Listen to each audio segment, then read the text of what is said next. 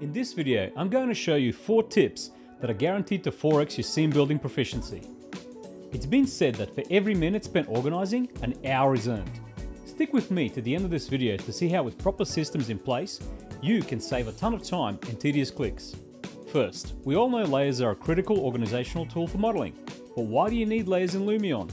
It definitely helps to control the visibility of entourage objects in stills versus animations. Let me show you how. Click on the plus sign at the top of the screen to add a layer. It's handy to have layers for imported models, foreground and background vegetation, and 2D and 3D entourage. This way you can dial up vegetation detail only on close-up shots to keep pixels flowing smoothly. Click on a layer to change the name. Select all entities on the layer or move all entities to another layer. Also, you can now delete a layer by double-clicking this button. Save the Lumion scene so you can reuse it as a template when starting new projects. You can see where I'm going with this. Efficient systems eliminate redundant clicks. Lumion does make finding the right object easy with organized collections and search functionality baked right into the library. But if you've already gone through the effort of picking vegetation for your region, why do it twice? Watch this. I'm going to grab a few landscape elements from this project I just finished and bundle them up into a group. Click here to save the group, give it a name, and place it in a folder. On the next project, just click on the groups category within the content library. Then click place and choose the group. Once the group is in your scene, click here to ungroup, then start scattering the objects. This works great for vegetation and entourage. Give this one a try, you won't regret it. Every rendering I've ever worked on has glass, grass, concrete, asphalt, and road striping. You can't change it, it's just the way it is. So accept it and automate it, with these 2 tips for handling common materials. Once you assign Lumion material properties, you can save each individual material out by clicking the menu button, then save material to disk. Store on a shared drive so you can access them on another computer and your entire team can use your standard materials. Your colleagues are going to love you for this. Select another surface, click the menu button, then load material from disk to apply your saved material properties to another material, even another project. Not bad, but let's take it a step further. If your team shares a material library in your modeling program, you can link those material names to Lumion materials and save them all as a material set. This way you can keep consistent names for the materials in your 3D modeling software.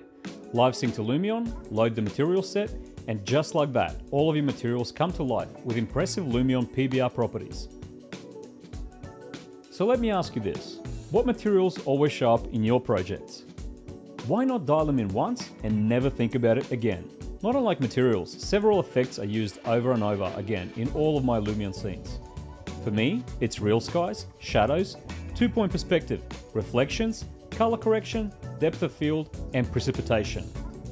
That's the foundation, then I build up from there, adding other stylistic effects when needed. So why apply these effects manually every time? Click here to save the effect stack to a network drive and share it with your entire team. Just click here to load an effect stack. Since we now have a template with known layers, we can also add layer visibility effect to hide 3D entourage in stills, and hide 2D entourage in animations. You can even build effect stacks in night and day scenes, and sunny or snowy weather. There is no right or wrong solution. It just depends on what's right for your office. So could you see the big picture? How all these systems start working together to 4x efficiency. I can now start a new project from a template with known layers already baked in. Paint surfaces using textures that are linked to my material set. Click the Live Sync button in my modeling program, then load a material set, bring all those common materials to life with just a few clicks. Import a group with all the landscape regional elements already sorted. All I have to do is scatter them around in a convincing way. Then load effect stacks with my visual style already dialed in. Throw in a few stylistic effects on top and hit render. Life is hard, but work is easy. Or it can be. It just takes a tiny bit of time to set up these systems and a dash of discipline to use and maintain them. If you learned something today, please give this video a like and subscribe to the Lumion channel to get all of our latest tips, tricks, and tutorials. Now, before YouTube takes you down a rabbit hole, you might take a look at our latest upload.